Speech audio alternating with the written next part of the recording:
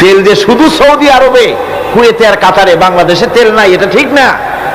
আমাদের দেশে তেল আছে, আল্লাহ তেল আমাদের দেশে দিয়েছেন, তবে অতটা না হলেও কিছুটা তো দিয়েছেন। কারণ সব জায়গায় এক রকমের নিয়ামত দেওয়া হয় না, এক এক দেশে এক এক রকমের নিয়ামত আল্লাহ পাক দেন। আমাদের দেশে যা আছে তা আবার সৌদি আরবে নাই। আমাদের দেশে বেল আছে, চালতি আছে, গাব আছে, এগুলি আছে সৌদি আরবে। আমাদের দেশে চা আছে, পাট আছে, আমার দেশেও তেল আছে।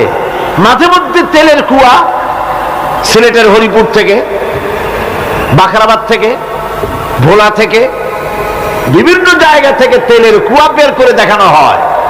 তেল আছে। যারা ক্ষমতাসীন, যারা সরকার, যারা দেশ চালাও, যদি আমারে সেজদা দাও, যদি নামাজি হও, কোরআনের সাথে বিরোধিতা যদি না করো, যদি কোরআন সুন্নাহর শাসন প্রতিষ্ঠা করো, এ ধরনের অসংখ্য তেল বের করে দেব। কিন্তু বারবার উমরা করে, হাতে তসবিহ ধারণ করে, মাথায় পট্টি বেঁধে যদি ইসলামের সাথে নাফরমানি করা হয়, তোমাদের তেল আল্লাহ পাক বের করে ছাড়বেন। আল্লাহ পাক বাহানা পছন্দ করেন না। এই জমিনে ফসল আছে, অসংখ্য ফসল আল্লাহ পাক দিয়েছেন, অসংখ্য খনিজ পদার্থ আল্লাহ পাক দান করেছেন। সেই খনিজ পদার্থগুলি আল্লাহ পাক, খনিজ দ্রব্যগুলি আল্লাহ পাক দিবেন মুমিনদের হাতে। কাদের হাতে দিবেন? আল্লাহ পাক বলেছেন, ওয়ালাউ আন্না আহলাল কুরা আমানু ওয়াত্তাকাউ লাফাতাহনা আলাইহিম বারাকাতিন মিনাস সামাই ওয়াল আরদ। দেশের লোকেরা, জনপদের লোকেরা যদি আমার উপর ঈমান আনে আর আমার কি ভয় করার নীতি যদি অবলম্বন করে চলে, তাহলে ওই দেশের মানুষের জন্য আকাশ আর জমিনের সব বরকতের দরজা আমি আল্লাহ খুলে দেব। নিয়ামতের অভাব নাই, যথেষ্ট নিয়ামত আল্লাহ পাকের আছে। তাহলে বললাম, এই পৃথিবীর উপরিভাগে যত নিয়ামত আছে, পৃথিবীর ভেতরে এর থেকে কম নাই। কত ভিতরে? এই ভিতরে যাওয়ার জন্য একবার একটা চেষ্টা হলো। আমেরিকার ওকলাহামা সিটি, এটি একটি স্টেট। এই স্টেটের পাশে একটা জায়গা বেছে নেওয়া হলো, যে পৃথিবী, তাদের ধারণা ছিল যে মাটি খুঁড়তে খুঁড়তে এই পৃথিবীর অপর পৃষ্ঠে যাওয়ার জন্য একটা আন্ডারগ্রাউন্ড রাস্তা করা যায় নাকি। ছোটবেলায় পড়ছিলাম আর ভূগোলে একটা বইতে, যে কেউ যদি আমাদের দেশ থেকে, এখান থেকে মাটি খোঁড়া আরম্ভ করে, তাহলে মাটি খুঁড়তে খুঁড়তে একদিন না একদিন আমেরিকায় পৌঁছে যাবে। কোনো ভিসা টিসা লাগবে না, VD7, DB7, 97 লাগবে না, এমনি যাইতে পারবে। মানুষেরা চেষ্টা করলো মাটি খোঁড়া। মাটি খুঁড়তে খুঁড়তে পৃথিবীতে এটাই ছিল প্রথম এই দুঃসাহসিক পরিকল্পনা। 6000 ফিট পর্যন্ত মাটি খনন করার পর কোন কুল কিনারা করতে না পেরে তারা এই দুঃসাহসিক পরিকল্পনা ছেড়ে দিল। কিন্তু গবেষণার শেষ হয়নি। যারা গবেষণা করেছেন তারা গবেষণালব্ধ, তাদের অভিজ্ঞতা তারা লিখেছেন যে পৃথিবীর অন্তত 180 মাইল গভীর পর্যন্ত তাদের একটা আইডিয়া হয়েছে যে পৃথিবীর মাটির নিচে অসংখ্য খনিজ দ্রব্য রয়েছে, অসংখ্য নিয়ামত এই পৃথিবীর মাটির ভিতরে আল্লাহ পাক লুকায় রেখেছেন। ওর তলায় কি আছে বিজ্ঞানীদের মাথায় এখনো ঢোকে নাই। এই পৃথিবীর উপরে যা আছে ভেতরের থেকে আল্লাহ পাক বেশি রেখেছেন। এরপরে সমুদ্রের ভয়াল দৃশ্য দেখলে পরে মানুষের কলিজা ভীত, প্রকম্পিত, সন্ত্রস্ত হয়ে যায়। কথা ঠিক কিনা? যত বড় বাহাদুর হোক, সমুদ্রের ঢেউর মধ্যে যদি পড়ে, বাহাদুরি আর থাকে না। ঠিক কিনা কন? যতই বড় কাল্লা নাই, কিন্তু সমুদ্রে গেলে আর অসুবিধা হয় না। সমুদ্রের ঢেউয়ের মধ্যে যখন মানুষ পড়ে, আল্লাহ পাক বলেছেন, দাল্লা মান তাদউনা ইল্লা ইয়াহু, একমাত্র আল্লাহ ছাড়া সবাই কি ভুলে যায়। আমি দেখেছি সমুদ্রের দরিয়ার ভিতরে ঢেউ যখন শুরু হয়, অমুসলিমরা পর্যন্ত তাদের ভাষায় স্রষ্টাকে যা বলে সে নাম ভুলে গিয়ে সকলের মুখ থেকে বেরোয় আল্লাহ আল্লাহ আল্লাহ। আল্লাহ বাঁচাও। তানজিলাম মিম্মান খালাকাল আরদা ওয়াস সামাওয়াতিল উলা। এ কোরআন নাযিল করেছেন তিনি, যিনি ওই সুউচ্চ আকাশ আর জমিনকে যিনি সৃষ্টি করেছেন, সেই আল্লাহ আমারে নাযিল করেছেন। কোরআনের কাছে কেউ যদি প্রশ্ন করে, ও কোরআন, এই পৃথিবীতে নাজিল হওয়ার আগে তুমি কোথায় ছিলে?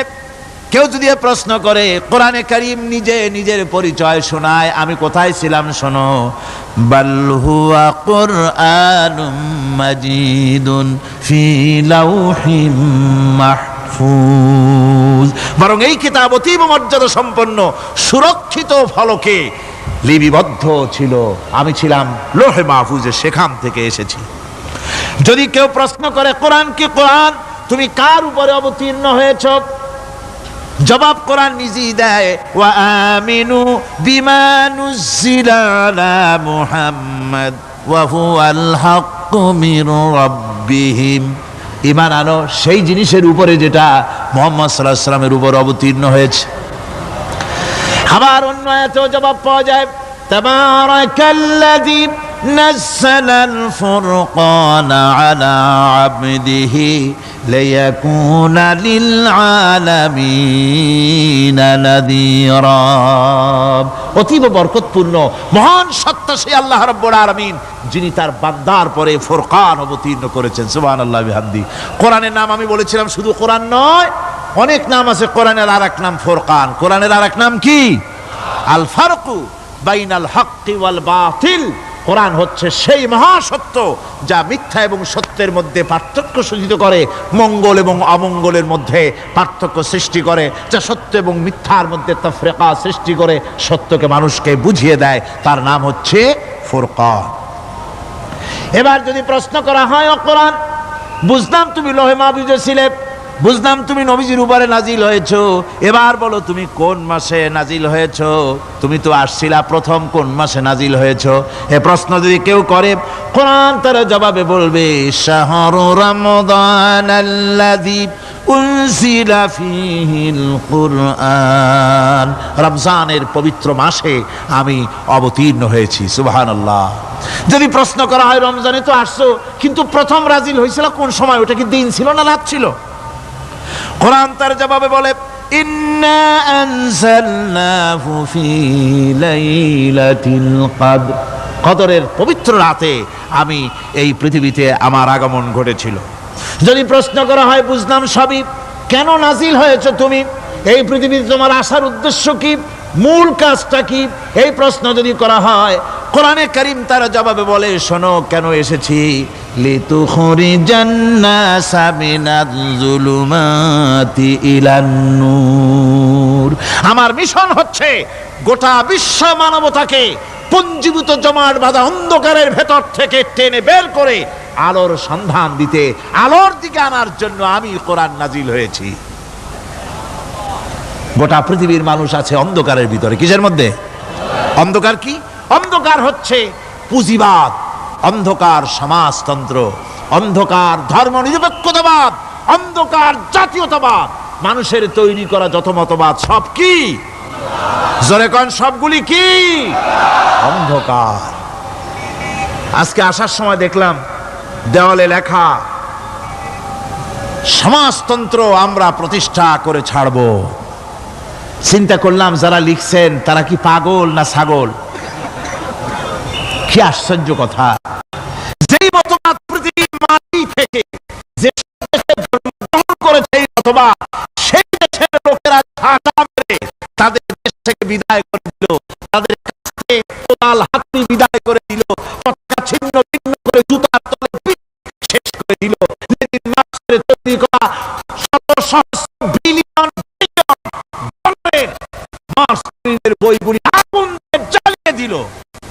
আর বাংলাদেশের কিছু ছাগল পাগল সমাজতন্ত্র এখন টিকায় রাখবো। এটা মাথা খারাপ, পাগল না মাথা গোল বুঝতে পারছি না। আমার বন্ধুগণ, এগুলি সব অন্ধকার। এই অন্ধকারের ভেতর থেকে মানুষগুলিকে টেনে আনবে কোরআন কিসের দিকে? আলোর দিকে।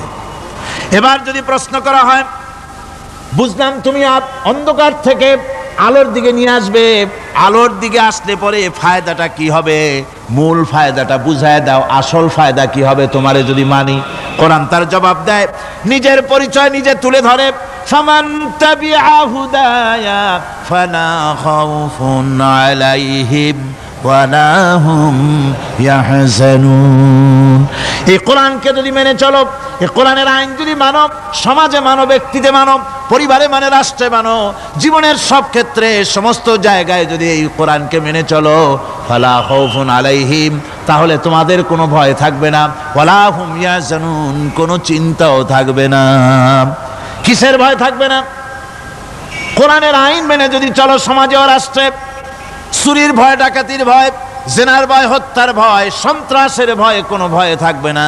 ওয়ালা হুম ইয়াহজানুন, চিন্তাও থাকবে না। খাওয়া পড়া, শিক্ষা, চিকিৎসা, বাসস্থান, এগুলির কোনো চিন্তা থাকবে না। কোরআনের সমাজে সব কিছুর গ্যারান্টি দেওয়া হবে, সবগুলি পেয়ে যাবে।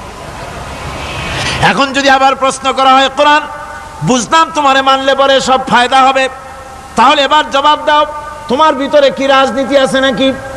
আমি তো মানুষ, আমার রাজনীতি করা লাগে। ম্যান ইজ সোশ্যাল অ্যানিম্যাল, আমরা তো জঙ্গলের পশু নই, আমরা তো মানুষ। আমাদের সমাজ আছে, আমাদের পৌর নির্বাচন আছে, আমাদের জাতীয় নির্বাচন আছে, আমাদের কলকারখানা আছে, জমিন আছে, আমাদের রাজনীতি, অর্থনীতি, সমাজনীতি আছে, পারিবারিক নীতি আছে, অনেক নিয়ম মালা আছে, নিয়ম নীতি আছে। তোমারে মানলে তোমার ভিতরে কি ওগুলো আছে নাকি, সে কথা বলো। কোরআন তার জবাবে বলে, وَنَزَّلْنَا عَلَيْكَ الْكِتَابَ تِبْيَانًا لِكُلِّ شَيْءٍ وَهُدًى وَرَحْمَةً وَبُشْرَى لِلْمُسْلِمِينَ। কোরআন জবাবে বলে, শুনে রাখো, শুধু অর্থনীতি, সমাজনীতি নয়, শুধু রাজনীতি আর শিক্ষানীতি, যুদ্ধনীতি নয়, তোমার জীবনে যা কিছু দরকার, ইহকালে যা কিছু দরকার, পরকালে, সব কথাগুলি আল্লাহ রব্বুল আলামিন আমি কোরআনের সিনার ভিতরে খুলে খুলে বর্ণনা করে দিয়েছেন। সব কথা এ কোরআনে কারীমের ভিতরে রয়েছে। তোমার এমন কোনো জিনিস নাই যা তুমি কোরআনে কারীমের মধ্যে পাবে না। তোমার সমস্ত প্রয়োজন আমার বুকের মধ্যে আল্লাহ দিয়ে দিয়েছেন। বিজ্ঞান আছে, দর্শন আছে, ইতিহাস আছে, সব আছে এর মধ্যে। তবে কোরআনের মধ্যে বিজ্ঞান আছে বলে আমি এটাকে বিজ্ঞানের কিতাব বলবো না, দর্শন আছে বলে দর্শনের কিতাব আমি বলবো না, রাজনীতি আছে বলে কোরআনকে আমি রাজনীতির কোনো কিতাব বলবো না। কোরআন তাহলে কি? কোরআন হচ্ছে অর্থনীতি, সমাজনীতি, রাজনীতি, পারিবারিক নীতি, মানুষের জীবনের যা কিছু প্রয়োজন, সমস্ত নীতিমালার নীতি গ্রন্থের নাম হতেছে কোরআনে কারীম। সমস্ত নীতিমালার নীতি গ্রন্থ কোরআন। এখানে রয়েছে সব কিছুর উৎস, যেটা গ্রহণ করলে পরে মানুষ আরামে থাকতে পারবে। অমুসলিম নাগরিক বৃন্দ তাদের নাগরিক মর্যাদা পাবে। মুসলমান, কৃষক, নারী, চিকিৎসা, কৃষিবিদ, সাধারণ মানুষ, রং, বর্ণ, ভাষা নির্বিশেষে গোটা মানব সভ্যতা আরামে বাস করতে পারবে। পশু পাখিও আরামে থাকবে, গাছপালাও আরামে থাকবে, যেহেতু নির্দেশ হয়েছে বিনা প্রয়োজনে গাছের পাতাটিও ছিঁড়ো না। ইসলামের সমাজ যদি চালু হয়, গাছেরাও আরাম পাবে, পাহাড়ও আরাম পাবে। চট্টগ্রামের লোকেরা যেভাবে পাহাড় কাটা আরম্ভ করেছে, এটা বড় দুঃখজনক। জুমলায় মোতারেজা একটা বলে দিলাম, অপ্রাসঙ্গিক হলেও জরুরি কথা। আপনারা পাহাড় কাটতেছেন না, আপনাদের নিজেদের পায়ে নিজেরা কুড়াল মারতেছেন। খবরদার পাহাড় কাটবেন না। আল্লাহর প্রকৃতির ভারসাম্য আপনারা নষ্ট করছেন বলে ওজোন স্তরে ফাটল ধরেছে। তা রিপেয়ার করার জন্য আজকে বিশ্বের সব বিজ্ঞানীরা হতাশ হয়ে গিয়েছে, পাগল হয়ে গেছে। কেমনে এই ওজোন স্তরের ফাটলকে রিপেয়ার করব? ওজোন স্তরটা কি? ওজোন স্তর হচ্ছে, সুবহানাল্লাহ, আল্লাহর যে কত দয়া। সূর্য, সেই সূর্যের রয়েছে আলট্রা ভায়োলেট রে, যাকে বাংলায় বলা হয় অতি বেগুনি রশ্মি। যে রশ্মিটা সৃষ্টি জগতে যদি আসে আর তা যদি কোনো প্রাণীর শরীরকে টাচ করে, তাহলে সমস্ত প্রাণী ক্যান্সার হয়ে, এক্সিমা হয়ে, বিখাউজ হয়ে, অ্যাজমা হয়ে সমস্ত প্রাণী মরে যাবে, কেউ বাঁচবে না। মারাত্মক রশ্মি। সেই রশ্মিটা যাতে সৃষ্টি জগৎকে টাচ করতে না পারে, সেজন্য আল্লাহ পাক একটা ওজোন স্তর তৈরি করেছেন, ওখানে এসে ওটা বাধাপ্রাপ্ত হয়, পৃথিবীর মাটিতে আসে না। যা কিছু পৃথিবীর মানুষের জন্য, পৃথিবীর জন্য কল্যাণকর, সেগুলি সূর্য থেকে আসতে থাকে। সুবহানাল্লাহ ওয়া বিহামদিহি। যেটা ক্ষতিকর সেটা আল্লাহ পাক আটকায় রাখেন। এখন সেই ওজোন স্তরে ফাটল ধরলো। কেমনে ফাটল ধরলো? ফাটল আপনি আমি ধরাইছি। আপনি বলবেন যেটা কেমন কথা, আমি তো ওইখানে যাই নাই, আমি ফাটল ধরাইলাম কেমনে? ওই যে সেই আপনার প্রাইমারি স্কুলে ভিজিট করতে গিয়েছিলেন ইন্সপেক্টর, তারপরে প্রাইমারি না হাই স্কুল ভিজিট করতে গেছে, যায়া জিজ্ঞেস করছে ছেলেরা কি পড়ছো? বল ইতিহাস। ঠিক আছে, ইতিহাস থেকেই প্রশ্ন করব, বলো তো চীনের প্রাচীর কে ভেঙেছে? ছেলেরা জবাব দিচ্ছে না। তুমি বলো, তুমি বলো, কেউ বলছে না। বেঞ্চের কোনা যে ছেলেটি, সে বলছে সর্বনাশ, কেউ যখন স্বীকার করে না, এটা তো আমার মাথায় আসবে। সব শেষ ইন্সপেক্টর তাকে বলছে তুমি বলো তো কে ভেঙেছে চীনের প্রাচীর? কয় স্যার, গ্রামে আমার দুষ্টমির যথেষ্ট বদনাম আছে, কিন্তু চীনের প্রাচীর ভাঙার মতো দুষ্কর্ম আমি করি নাই। ইন্সপেক্টর খুব রেগে গেলেন, মাস্টারের দিকে তাকালেন, এই বুঝি আপনার ইতিহাস পড়ানো? মাস্টার ইন্সপেক্টরের বিরক্তি ভরা মুখ দেখে বলছেন, স্যার রাগ করবেন না, এসব ছাত্র তো আমার, ওদের অবস্থা তো আমি জানি, আপনি আসছেন ঢাকা থেকে, আপনি জানবেন কি? আমি হলপ করে বলতে পারি আমার ক্লাসের কোন ছাত্র চীনের প্রাচীর ভাঙে নাই। ইন্সপেক্টর রাগ হইয়া চলে গেছে হেডমাস্টারের রুমে, যায় বলছে যে আমি আপনার স্কুলের গ্রান্টকে আমি নাকচ করে দেব, মঞ্জুরি আমি ক্যান্সেল করে দেব। কেন? এই অবস্থা। হেডমাস্টার বলছে স্যার রাগ করবেন না, আপনার জন্য কিছু টাকা পয়সাও রাখছি হাদিয়া, বড় একটা চর্বিযুক্ত খাসিও জবাহ করা হয়েছে, পুকুর থেকে রুই মাছ তোলা হয়েছে। তারপরেও আমার ছাত্ররা, টিচাররা বলার পরেও যদি আপনার সন্দেহ হয়ে থাকে যে আমার ছাত্ররাই ভাঙছে, তো ওই আপনি অসন্তুষ্ট হবেন না, রাগ করবেন না স্যার, ওই প্রাচীর ভাঙতে যা খরচ লাগে আমি কিছু খরচ দেবো, তো আপনি রাগ করেন না। এখন চিন্তা করেন, স্কুলের ছাত্র থেকে শুরু করে হেডমাস্টার পর্যন্ত জ্ঞানের বহর। তো বলতেছিলাম, আপনি আমি ওজন স্তরে ফাটল ধরিয়েছি, তার অর্থ এই নয় যে আপনারা গিয়ে ওখানে কুড়াল মারিয়ে ওটারে ভাঙছেন। তাহলে ওটা কি হয়েছে? কোরআনে কারিমে রব্বুল আলামিন বলেন, ওয়ামা আসাবাকুম মিন মুসিবাতিন ফাবিমা কাসাবাত আইদিকুম ওয়া ইয়াফু আন কাসীর। যত বিপদ তোমাদের উপর আরোপিত হয়, সমস্ত বিপদ তোমাদের দুই হাতের কামাই করা। কে বলছেন? আল্লাহ পাক। ওজন স্তরে ফাটল ধরেছে, এটা বিপদ, বিশ্বের সমস্ত মানব সভ্যতা সৃষ্টি জগতের জন্য বিপদ। এই বিপদের জন্য দায়ী পৃথিবীর মানুষ। কিরকম? সেটা হচ্ছে গাড়ির পেছন থেকে যে কালো ধোঁয়া বের হয়, কল কারখানার চিমনি থেকে যে কালো ধোঁয়া বের হয়, এই কালো ধোঁয়াগুলি, তারপরে সমস্ত কেমিক্যাল উইপেন সেগুলি যে টেস্ট করা হয়, তার রিয়াকশন ইত্যাদি, এই কালো ধোঁয়া এবং সমস্ত মারণাস্ত্রগুলি এক্সপেরিমেন্ট করার সমস্ত এই রিয়াকশনগুলি সবগুলি গিয়ে ওই ওজন স্তরে ফাটল ধরিয়ে দিয়েছে। আস্তে করে পাতলা হয়ে এটা ফেটে গিয়েছে, অতি বেগুনি রশ্মি আসা শুরু করেছে। এটাকে বন্ধ করার জন্য বিজ্ঞানীরা আজ মরিয়া হয়ে গিয়েছে। ইনশাআল্লাহ আল্লাহ পাক তার বিজ্ঞানীদের মানুষের মাথায় বুদ্ধি এনে দিবেন, রিপেয়ারও হয়ে যাবে ইনশাআল্লাহ। সবাই বলেন ইনশাআল্লাহ। তাহলে বললাম কেন এ কথাটা? এই জন্য বললাম যে কোরআনে কারীমের মধ্যে আল্লাহ রাব্বুল আলামিন সব কথা বলে দিয়েছেন, কোনো কথা বাদ রাখেন নাই। পাহাড়গুলি ভেঙে আমরা ক্ষতি করতেছি, গাছগুলি কেটে আমরা ক্ষতি করতেছি, প্রকৃতির ভারসাম্য নষ্ট করে দিচ্ছি, ফলে সমুদ্রের পানি স্ফীত হচ্ছে, ভূমিকম্প বাড়তেছে, ঘূর্ণিঝড় হচ্ছে, টর্নেডো হচ্ছে, পৃথিবী বিধ্বস্ত হয়ে যাচ্ছে, ক্লাইমেটের পরিবর্তন আসছে। আজকে পৌষ মাস, এটা কি মাস? কত তারিখ? দেখেন বাংলা ভাষাকে কত মহব্বত করি। যদি বলি আজকে ডিসেম্বরের কত তারিখ, গড় গড় করে মুখস্থ হয়ে যাবে। বাংলারে খুব ভালোবাসি, মাস্টার তারিখ বলতে পারলাম না, দুঃখিত। এই হলো আমাদের ভালোবাসা। আজকে পৌষ মাসের অর্ধেকও শেষ হয়ে যাচ্ছে, অথচ মনে হচ্ছে শীত যেন তার শ্বশুর বাড়ি বেড়াতে গেছে। এই যে অবস্থা, এই অবস্থা শুধু বাংলাদেশে নয়, গোটা পৃথিবীতে ক্লাইমেটের একটা বিরাট পরিবর্তন আসতেছে, একটা বড় রকমের পরিবর্তন আসতেছে। এর কারণ হচ্ছে এই পৃথিবীর মানুষেরা নিজেরাই প্রকৃতির ভারসাম্যকে নষ্ট করে দিয়েছে।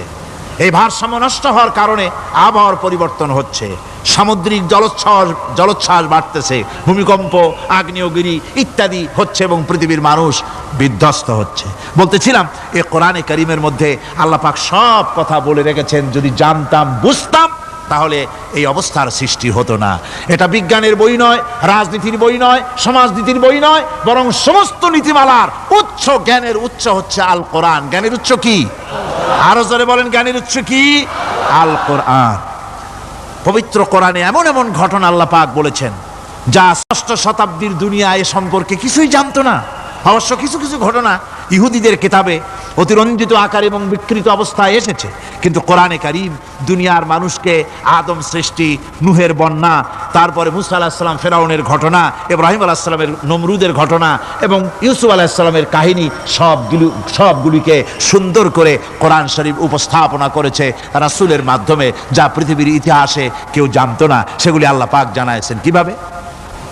কোরআনে কারীম বলছে, তিলকা মিন আম্বাইল গায়বি নূহিহা ইলাইকা মা কুনতা তা'লামুহা আনতা ওয়ালা কওমুকা মিন ক্বাবলি হাযা।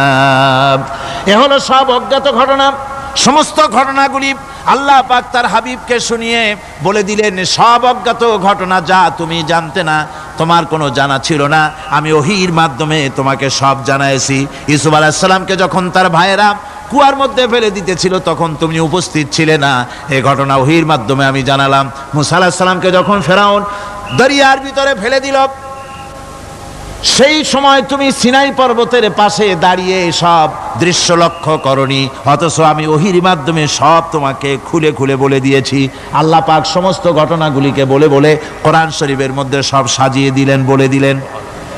তিনি বললেন, ওয়ামা কুনতা বিজানিবিল গারবিয়্যি ইয কাদাইনা ইলা মূসাল আমরা ওয়ামা কুনতা মিনাশ শাহিদিন।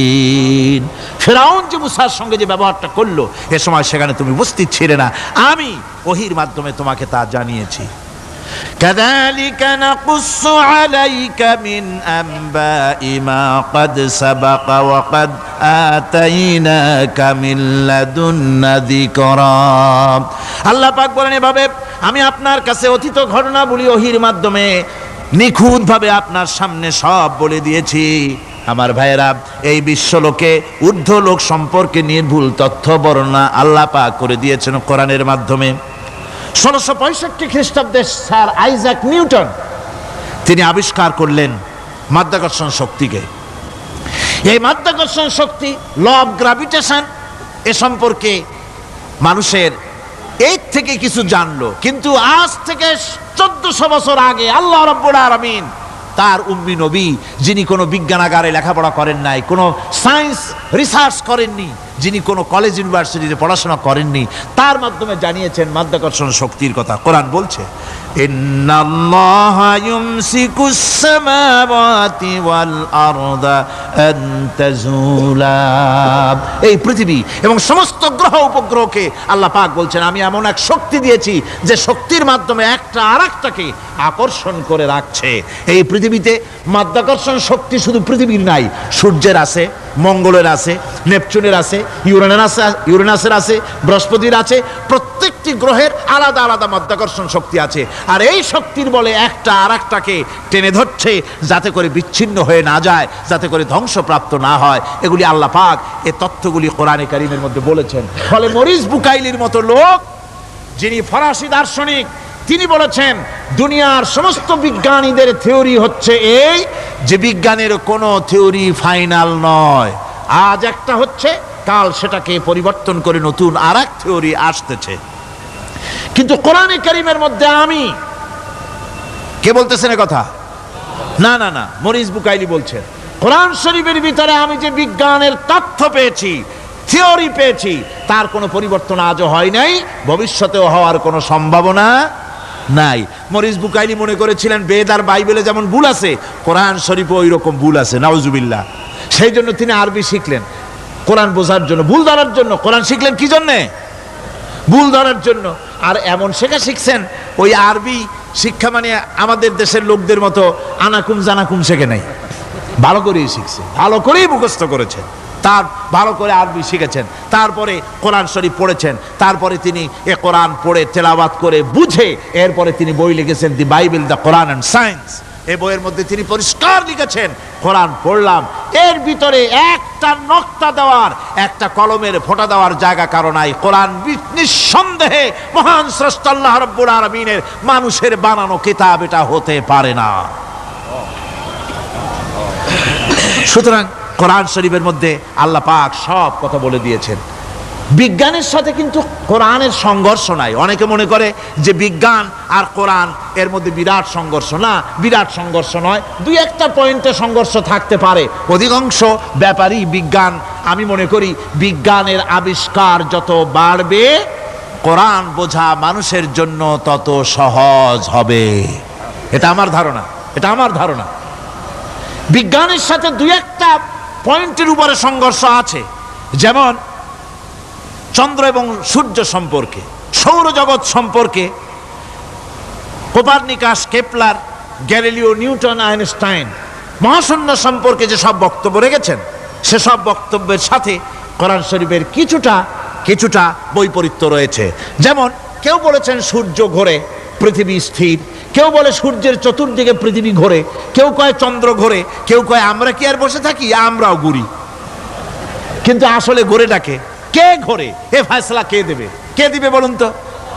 হ্যাঁ, ঠিক বলেছেন, আল্লাহই দিবেন, কারণ এগুলি সৃষ্টি করেছেন কে? এবার শুনুন, এই বিতর্কের মীমাংসা আল্লাহ পাক করছেন কোরআনে কারিমে বহু আগে। গ্যালিলিও, কেপলার, কোপারনিকাস এদের বলার অনেক আগে বিশ্বনবী জনাবে মুহাম্মদ রাসূলুল্লাহ সাল্লাল্লাহু আলাইহি ওয়াসাল্লাম তিনি বলে দিয়েছেন, আল্লাহর কথা তিনি বলেছেন, লাশ-শামসু ইয়ানবাগী লাহা আন তুদরিকাল কামারা ওয়ালাল লাইলু সাবিকুন নাহার ওয়া কুল্লুন ফি ফালাকিন ইয়াসবাহুন। প্রবল জ্ঞানী হইবে যাহারা, আপন মনেতে বুঝিবে তাহারা, রাত্রি পারে না আগে যাইবার দিনের স্থান করি অধিকার, চন্দ্র বাঁধে না সূর্যের গায়েতে, সূর্য পারে না চন্দ্রকে ধরিতে, যার যে স্থান বহাল রাখিয়া ভ্রমণ করিছে খোদাকে ডরিয়া। আল্লাহ রাব্বুল আলামিনকে ভয় করে সব ঘুরছে, চাঁদও ঘোরে, সূর্য ঘোরে, মঙ্গল ঘোরে, ইউরেনাস ঘোরে, বৃহস্পতি ঘোরে, পৃথিবীও ঘোরে, সব ঘুরছে তো ঘুরছেই, বন বন করে ঘুরছে, একটা নির্দিষ্ট কক্ষপথে, আপন আপন কক্ষপথে ঘুরছে, যার ফলে অ্যাক্সিডেন্ট হয় না। সুবহানাল্লাহ, জোরে বলেন সুবহানাল্লাহ। নির্ধারিত কক্ষে ঘুরছে, নির্ধারিত কক্ষে ঘুরছে, এর কক্ষগুলি আল্লাহ পাক ঠিক করে দিয়েছেন, সেই কক্ষে ঘুরতেছে, একে অপরের পথ অতিক্রম করতেছে না। আবার ওই মহাশূন্যের ভেতরে রয়েছে black hole. Black hole, black hole কি? ব্ল্যাক হোল হচ্ছে একটা বিরাট অন্ধকার গহ্বর, একটা মৃত্যুকূপ। এত বড় বিরাট ব্ল্যাক হোল মহাশূন্যে আছে, বিজ্ঞানীরা হয়রান হয়ে গেছে, তার এত বড় শক্তি। সে শুধু তারা খায় না, কোন তারকা ঘুরতে ঘুরতে যদি তার কাছে এসে যায় তারাকে খেয়ে ফেলে। কোন আলো যদি কাছে আসে, আলো শুষে নিতে নিতে আলো যার থেকে এসেছে সেটাকেও শেষ করে ফেলে। এ ধরনের একটা দারুণ আকর্ষণী শক্তি তার মধ্যে আল্লাহ সৃষ্টি করেছেন। একটা ব্ল্যাক হোল আছে মহাশূন্যের ভিতরে। সূর্য, চন্দ্র, গ্রহ, নক্ষত্র, যে সূর্য পৃথিবীর চাইতে 13 লক্ষ গুণ বড়, এমন 2 কোটি সূর্য খাইয়া হজম করতে পারে, এত বড় ব্ল্যাক হোল আল্লাহ তৈরি করে রেখেছেন মহাশূন্যের উপরে। রয়েছে মিল্কি ওয়ে, রয়েছে গ্যালাক্সি, অন্তত 10,000 কোটি, 10 সহস্র কোটি তারকা দিয়ে সমৃদ্ধ গ্যালাক্সি মিল্কি ওয়ে, যেটা অন্ধকার রাত্রে, তারকা সজ্জিত রাতে উত্তর দক্ষিণ দিকে টানা একটা পথের মতো দেখা যায়। এটা হচ্ছে গ্যালাক্সি, এইটাকে বলা হয় মিল্কি ওয়ে, এটা হচ্ছে ছায়াপথ। অসংখ্য তারকা এর মধ্যে রয়েছে। কত বড় বড় তারকা, অনেক দূরে, তাই আমরা দেখি বিন্দু বিন্দু। আসলে কি বিন্দু না, কত বড় জানেন? বিজ্ঞানীরা বলেছেন দৈত্যের মতো বিরাট বিরাট তারকা আছে, যে সূর্য পৃথিবীর চাইতে 13 লক্ষ গুণ বড়।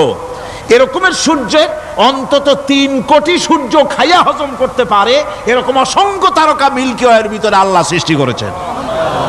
সুবহানাল্লাহ বিহামদি, সুবহানাল্লাহ। আর মানুষ লাফায়, 4 আঙ্গুল মানুষ খালি লাভ দেয় মোষ কতগুলো রাখিয়া। কোন আনন্দে লাফাও, কি শক্তি তোমার! মহাশূন্যের তুলনায় এই পৃথিবীর অবস্থান কি জানেন? এই জন্য যত বেশি পড়াশোনা করবেন মাথা নত হয়ে যাবে। কমিউনিস্ট হয় ছাগলেরা, বুদ্ধিমান কোনোদিন কমিউনিস্ট হয় না। কারা কমিউনিস্ট হয়? ছাগলগুলি, যাদের আকল নাই, যাদের জ্ঞান নাই, বুদ্ধি নাই, ওরাই কমিউনিস্ট হয়। কোন চিন্তাবিদ, কোন বিজ্ঞানী কমিউনিস্ট হয় না। মাথা নত হয়ে যায়, আল্লাহর এই সৃষ্টি দেখে পাগল হয়ে যায়।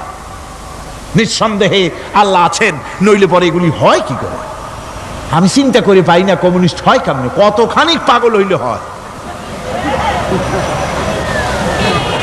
ছোট্ট একটা রুমাল দেখলে মনে করি কোন তাঁতি এটারে বানাইছে।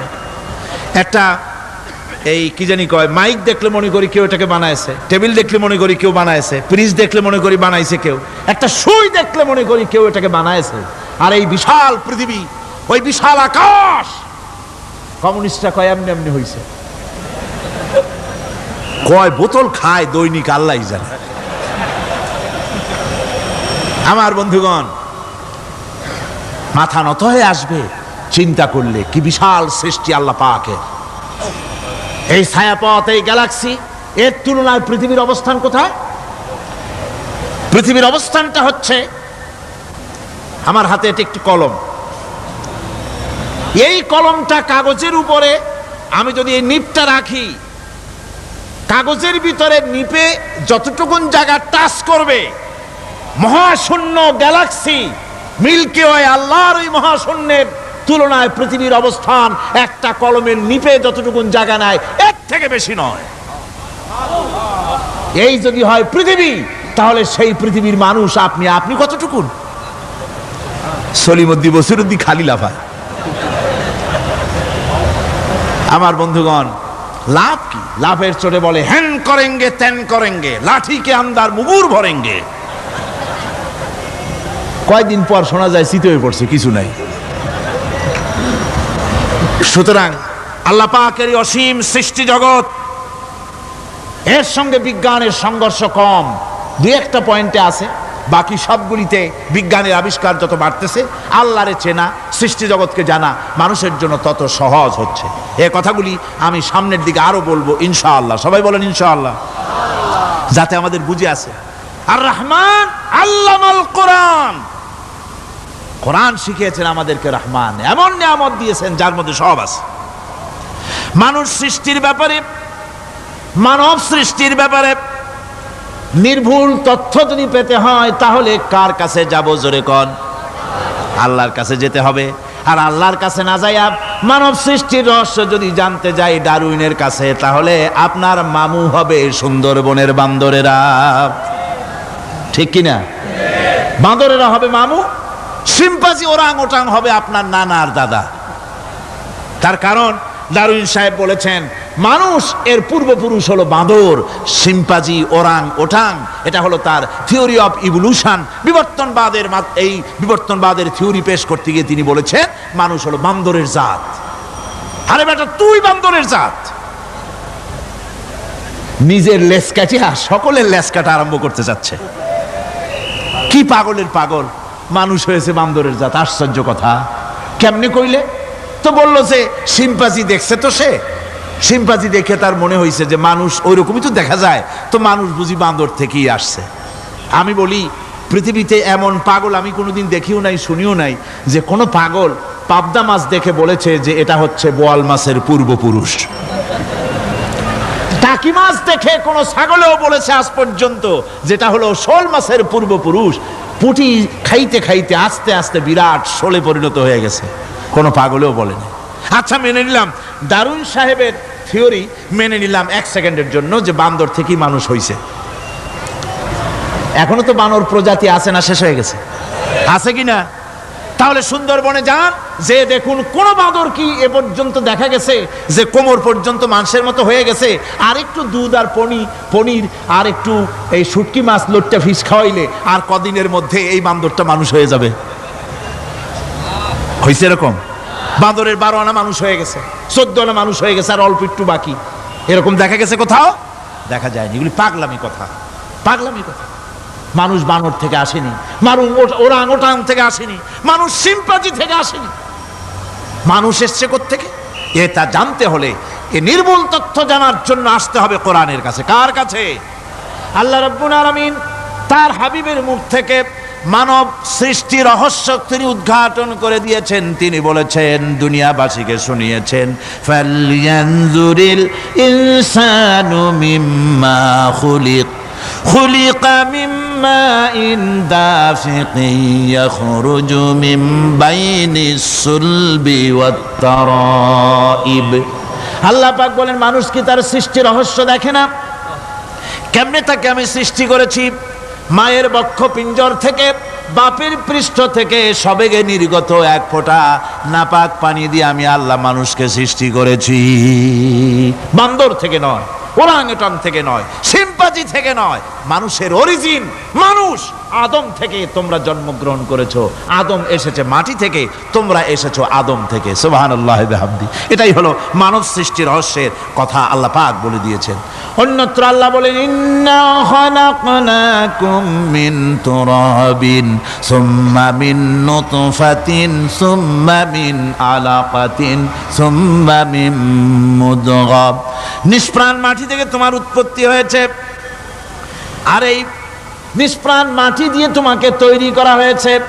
এগুলি মাতৃগর্ভের ভিতরে গিয়া নাপাক পানি ফোঁটা জমাট রক্ত হয়েছে, গোশত হয়েছে, তারপরে মানুষের আকৃতি দিয়েছি, আর এরপরে বাচ্চার আকারে মায়ের পেট থেকে আমি আল্লাহ মানুষ করে তোমাকে বের করেছি।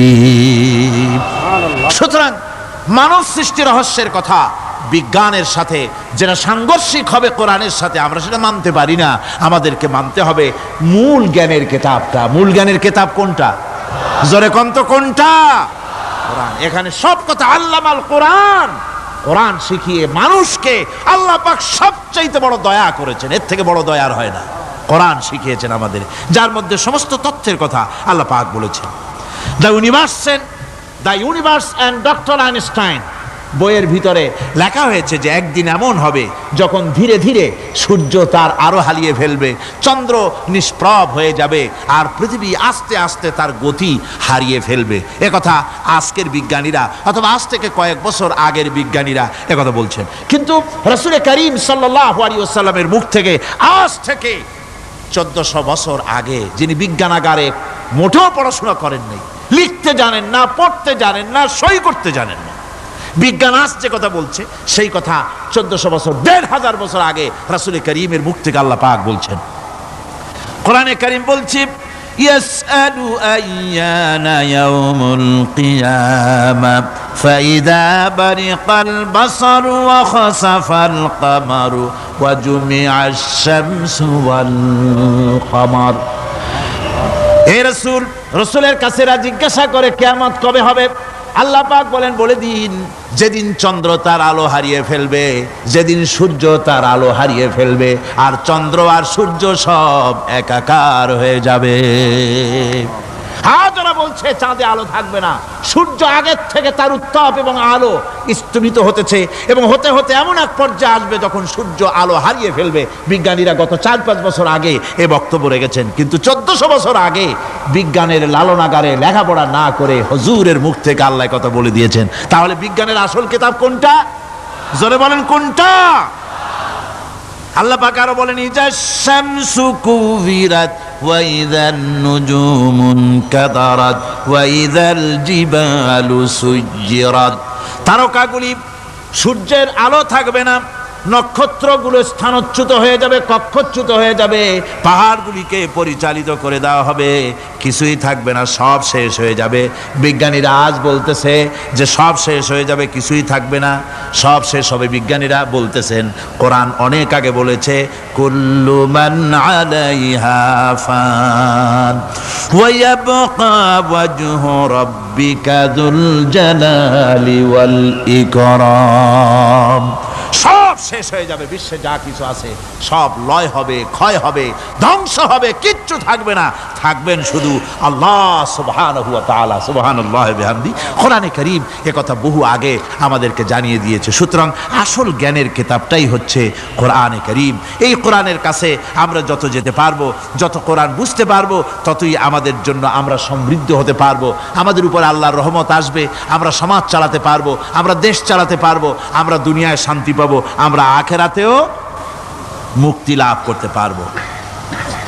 কোরআনে কারীম সমস্ত বিজ্ঞানের উৎস, দর্শনের উৎস। এইটা না জানলে কিছুই জানা হয় না, এইটা জানা হলে সব জানা হয়। পণ্ডিত আপনার ডক্টর শহীদুল্লাহ, আল্লাহ জান্নাত নসিব করুন, সবাই বলুন আমিন।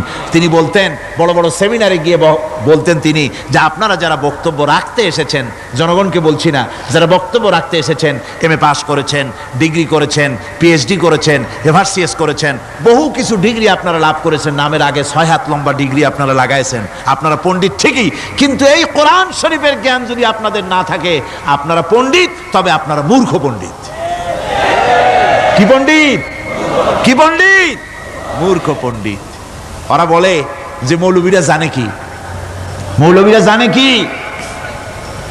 আরে ভাই, মৌলবীদের কাছে তো আসল জ্ঞান আছে। সুবহানাল্লাহি ওয়া বিহামদি। এখানে সবটা আছে। আপনারা এখানে আসেন, এটা বিশ্বাস করলে আপনি সবটা পেয়ে যাবেন। কোরআন বিশ্বাস করতে পারলে, কোরআন জানতে পারলে আপনি সব জানবেন। কোরআনে কারীমের মধ্যে আল্লাহ পাক কত কথা বলেছেন। এর মধ্যে আছে, আল্লাহ পাক বলেছেন, আফালা ইয়ানজুরুনা ইলাল ইবিলি কাইফা খুলিকাত। এই যে আমি উটগুলোরে বানাইছি, কেমনে বানাইলাম তোমরা কি দেখছো? উট কেমনে বানিয়েছি? মুফাসসিরিনে কেরাম এর উপরে অনেক আলোচনা করেছেন। তারা বলেছেন যে উট মরুভূমির জাহাজ, তারপরে উটের পিঠে একটা চুট আছে, কোন কোন উটের পিঠে 2টা চুট আছে, মাঝখানে বসে একটারে হেলান দিয়ে আর একটা ধরে বসা যায়। আমি দেখছি 2টা চুটওয়ালা উট, আফ্রিকান উট আমি দেখেছি, যে চুট সুবহানাল্লাহ, দেখলে অবাক হয়ে যেতে হয় যে আল্লাহর কি কুদরত। উটের পৃষ্ঠে 2টা চুট, মাঝখানে আপনি বসবেন, পিছনেরটা একটা সোফা সেটের মতো, পিছনে হেলান দিলেন, আর সামনে যখন সে মরাল সম চড়াই উত্তরাই পথ দিয়ে নামা ওঠা করবে, তখন আপনি যেন পড়ে না যান, সেজন্য সামনেরটা বুকের সাথে জড়ায় ধরবেন। এরপরে কি সৃষ্টি আল্লাহর, সুবহানাল্লাহি বিহামদিহি। জিরাফগুলি দেখুন, জিরাফগুলি তার মাথা কত বড় উঁচা। লন্ডন জুতে জিরাফ দেখলাম, সে জিরাফের দেহ থেকে তার মাথাটা 22 ফিট উঁচা। মানে সে যদি নিচে দাঁড়ায়, 3 তলা বিল্ডিং এর ছাদের উপরে নাস্তা দিলে তো নিচে দাঁড়ায় খাইতে পারে, এই অবস্থা। সেই জিরাফে পানি খাবে কেমনে? মাথা হলো অত উঁচায়, পিছনের ঠ্যাং 2টা খাটো, সামনের ঠ্যাং 2টো উঁচা, এখন পানি খাবে কেমনে? ওই মাথা নামাইতে গেলে ঠ্যাং তো অনেক উঁচা।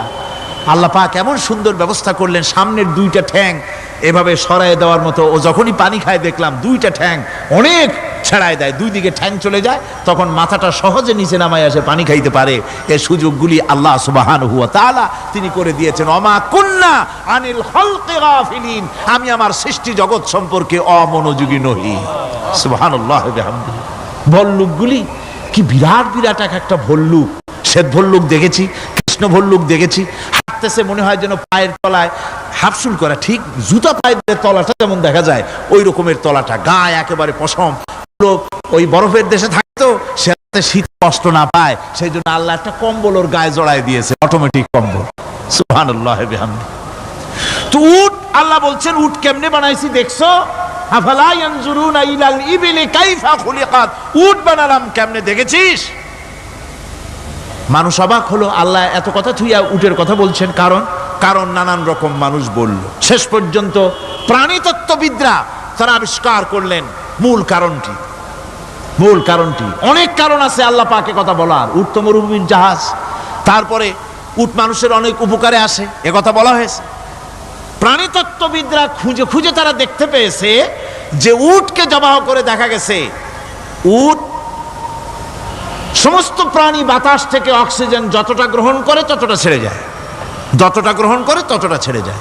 একমাত্র প্রাণী উট যে যতটা অক্সিজেন গ্রহণ করে বাতাস থেকে সবটা ছাড়ে না, 2/3 ছেড়ে দেয়, 1/3 তার লাংসের পাশে রাখার জন্য আল্লাহ পাক একটা চেম্বার তৈরি করেছেন। ওই চেম্বারের ভিতরে 1/3 অক্সিজেন থেকে যায়। কারণ পানিও রেখে, তার পানি রাখার জন্য রিজার্ভ ট্যাঙ্কি আছে, একটা ভেতরে একটা রিজার্ভ ট্যাঙ্কি আছে, অক্সিজেন রাখার একটা চেম্বার আছে। এগুলি কেন? এই জন্য যে মরুভূমির ভিতরে সাইমুম শিল্পী গোষ্ঠী না, কিন্তু ঝোড়ো হাওয়া, মরুভূমির ভিতরে ঝোড়ো হাওয়া, এই ঝোড়ো হাওয়া যখন আরম্ভ হয়ে যায় তখন মানুষ বাঁচতে পারে না, মানুষ টের পাইয়া সব বাড়িতে চলে যায়। মরুভূমিতে চড়ে বেড়ায় উট, সে যাবে কোথায়? ওর তো যাওয়ার জায়গা নাই। 7 দিন 8 দিন 1 সপ্তাহ 2 সপ্তাহ পর্যন্ত এই মরুভূমিতে ঝড় চলতে থাকে, বালুর ঝড়, কিচ্ছু দেখা যায় না। ওখানে দেখছিলেন বালুর পাহাড়, কালকে আজকে দেখবেন বালুর পাহাড় এখানে চলে আসছে। এইভাবে পাহাড় তৈরি হয়ে যায়, বালি উড়ায় নিয়ে যায় বাতাসে। এই বাতাসের ভিতরে বালু উঠতে থাকে সমানে, মানুষ প্রাণী কিছুই সেখানে শ্বাস করতে পারে না, বাঁচতে পারে না। উটের মতো প্রাণী যে মরুভূমিতে থাকে ও বাঁচবে কি করে? আল্লাহ সুবহানাহু ওয়া তাআলা ওর লাংসের পাশে অক্সিজেন রাখার চেম্বার করে পানির ট্যাঙ্কি তৈরি করে দিয়ে রেখে এমন কায়দা করেছেন, ও যখনই টের পায় যে ঝড় শুরু হবে, সাথে সাথে ঠ্যাং দিয়া মুখ দিয়া গর্ত করে বালুর ভিতরে মাথা ঢুকাইয়া 1 সপ্তাহ 2 সপ্তাহ থাকতে পারবে মাটির তলে, অক্সিজেনের অভাব হবে না। আফালা ইয়ানজুরুনা ইলাল ইবিলি কাইফা খুলিকাত, দেখো নাকি কিভাবে সৃষ্টি করেছি আমি এই সুন্দর উটকে, একবার দেখো, আর শুকরিয়া তোমার মাথা নত হবে। যত বড় কমিউনিস্ট হও, আল্লাহর জন্য সেজদা দিতে বাধ্য হবে যদি তোমার ঈমান এতটুকুনো থাকে। আমার ভাইরা, আল্লাহ রাব্বুল আলামিন অসংখ্য প্রাণী সৃষ্টি করেছেন এবং সবগুলির প্রয়োজন তিনি মিটিয়েছেন। সুবহানাল্লাহ পড়েন। দেখুন সমুদ্রের ভিতরে তিমি চলতেছে, বিশাল তিমি। অনেকে দেখেন নাই, কেউ কেউ দেখেছেন, আমি দেখেছি তিমি মাছ, বিশাল তিমি। এই তিমি মাছ শত শত টন ওজন, একটা তিমি 150 টন 250 টন 500 টন 1000 টন, বিরাট বিরাট ওজনের তিমি মাছ। এই তিমি মাছ পানির নিচে থাকে, আবার পানির উপরেও আসে। উপরে আসবে কেমনে, নিচে যাবে কেমনে এত ওজন নিয়ে? আল্লাহ সুবহানাহু ওয়া তাআলা তার পেটের ভিতরে লক্ষ লক্ষ গ্যালন পানি ধরে, হাজার হাজার গ্যালন পানি ধরে এরকম একটা রিজার্ভ ট্যাঙ্ক তৈরি করেছেন। ও যখন ডুবতে চায় তখন পিঠের উপর থেকে ডালাটা উন্মুক্ত করে দেয়, গলগল করে সমুদ্রের পানি পেটের মধ্যে ঢুকতে থাকে। পানিতে ভরে গেল, শরীরের ওয়েট দারুণ ভাবে ওয়েট ক্যারি করলো, তখন সে আস্তে করে সমুদ্রের তলায় ডুবে গেল। আবার যখন সে শ্বাস প্রশ্বাসের জন্য, অক্সিজেনের জন্য সমুদ্রের উপরে উঠতে চায়, তখন ডালাটা খুলে দিয়ে পাম্প দেয় নিজের শরীরে। পাম্প দিলে পরে তার ভিতর থেকে রক্ষিত পানির ফোর্স এত উঁচা হয়, অন্তত 10 মাইল দূর থেকে সেই পানির ফোয়ারা দেখা যায়। তিমি মাছের এই অবস্থা দেখে মানুষ তৈরি করেছে সাবমেরিন। আমি সাবমেরিনেও চড়েছি, দেখেছি দ্বিতীয় বিশ্বযুদ্ধে যে সাবমেরিন ব্যবহার করা হয়েছিল, পোর্টসমাউথে সেই সাবমেরিন আমাকে দেখানো হয়েছে, আমি দেখেছি। তাতেও ঠিক একই কায়দায় পানি ভরে পানির তলায় যায়, আবার ওঠার সময় পানি ছেড়ে উপরে চলে আসে। তিমি মাছ থেকেই মানুষ এটাকে গ্রহণ করেছে। মানুষের শিক্ষার জন্য অগণিত প্রাণী আল্লাহ সৃষ্টি করেছেন বিজ্ঞানের সাথে, তাই কোরআনের সংঘর্ষ নাই। বিজ্ঞান মানুষকে যত বেশি আবিষ্কার করবে, বিজ্ঞান কোরআন বোঝা মানুষের জন্য তত সহজ হবে। আর আপনারা যত জ্ঞানী হবেন, কোরআন যত পড়বেন, মাথা তত নত হবে। তুলা গাছের ফল যত পাকে তত গাছ কি হয়, ডালগুলো কি হয়, উপরে উঠে যায়। বোঝেন না কেন? তুলা গাছ নাই আপনাদের দেশে? তুলারে কি কয় চট্টগ্রামে? তুলা গাছরে কি কয়? তুলা গাছ। তুলা গাছের ফল যত পাকে তত গাছের ডাল কি হয়, যখন কাঁচা থাকে তখন নিচে থাকে, ডাল ঝুঁকে পড়ে, আর পাকলে পরে উপরে উঠে যায়। আর আম গাছের ফল যত পাকে তত ডাল কোথায় যায়? নিচে যায়। যারা মানুষের তৈরি করা এই সমস্ত জ্ঞানে যারা সমৃদ্ধ হয়, তারা ওই তুলা গাছের মতো আস্তে করে যতই জ্ঞানে বৃদ্ধ হয় ততই ডাল উপরের দিকে যায়, জ্ঞান তত হালকা হয়। আর কোরআন আমের মতো, কাঁঠালের মতো, মানুষের উপকারী এমন এক ফলের মতো, যত পাকে যত পড়ে, জ্ঞান যত সমৃদ্ধ হয় ততই আল্লাহর সামনে মাথা নত হয়ে যায়। মানুষের কাছে জ্ঞান খুবই সংক্ষিপ্ত জ্ঞান, মানুষের কাছে অমা উতিতুম মিনাল ইলমি ইল্লা কালিলা, খুব সামান্যতম জ্ঞানই তোমাদেরকে দেওয়া হয়েছে, বেশি জ্ঞান আমাদের কাছে নাই। সবচাইতে বড় জ্ঞানের উৎস আল্লাহ সুবহানাহু ওয়া তাআলা, জ্ঞানের উৎস হচ্ছে কোরআনে হাকিম। সেই কোরআন থেকে আল্লাহ পাক দয়া করে আমাদেরকে কোরআন শিখিয়েছেন। জোরে কোন সুবহানাল্লাহি বিহামদিহি।